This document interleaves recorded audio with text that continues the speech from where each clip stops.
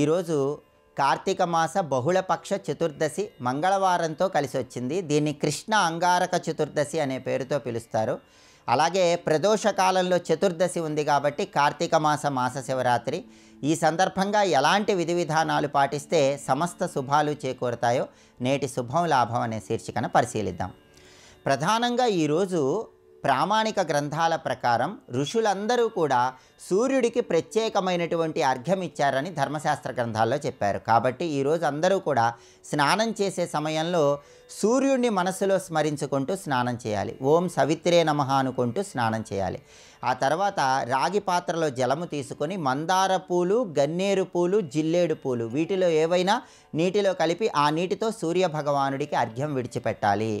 ఋషులందరూ కూడా ఈ ప్రత్యేకమైన విధి విధానాన్ని కార్తీక మాసంలో పాటించిన రోజు కాబట్టి ఇలా సూర్యుడికి అర్ఘ్యం ఇవ్వటం ద్వారా సంవత్సరం మొత్తం సూర్యుడి సంపూర్ణమైన అనుగ్రహానికి సులభంగా పాత్రలు కావచ్చు. అలాగే ఈరోజుకి ఇంకొక ప్రత్యేకత ఉంది. ఆ ప్రత్యేకత ఏంటంటే పరమేశ్వరుడు భూలోక సంచారం చేసే రోజు.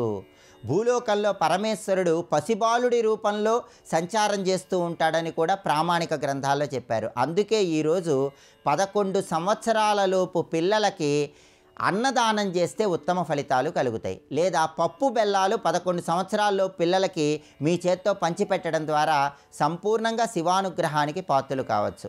వంశపారంపర్య దోషాలు అన్నీ తొలగింపజేసుకొని వంశాభివృద్ధి కలగాలంటే ఈరోజు ఈశ్వరుడికి ఆవు పాలల్లో పంచదార కలిపి ఆ ఆవు పాలతో అభిషేకం చేయాలి. అలా చేస్తే శివానుగ్రహం సులభంగా కలుగుతుంది.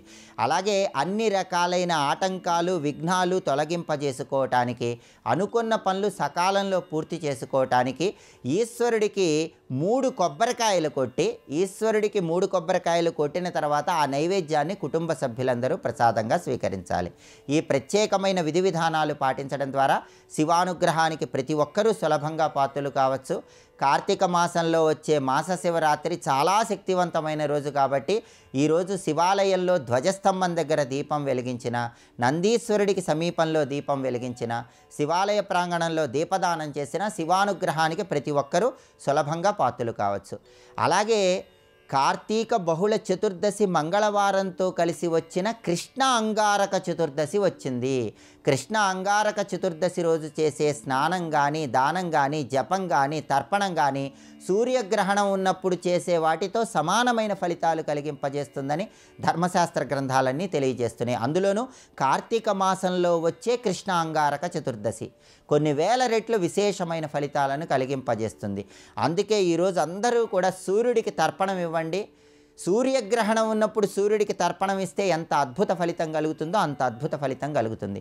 అలాగే యమధర్మరాజును స్మరించుకుంటూ ఇంటి యజమాని దక్షిణం వైపు తిరిగి నల్ల నువ్వులు కలిపిన నీళ్లు విడిచిపెడుతూ యమాయ నమః అని మనసులో స్మరించుకోవాలి. యమతర్పణం ఇవ్వటం ద్వారా కూడా కృష్ణ అంగారక చతుర్దశి రోజు సమస్త శుభాలు చేకూరతాయి.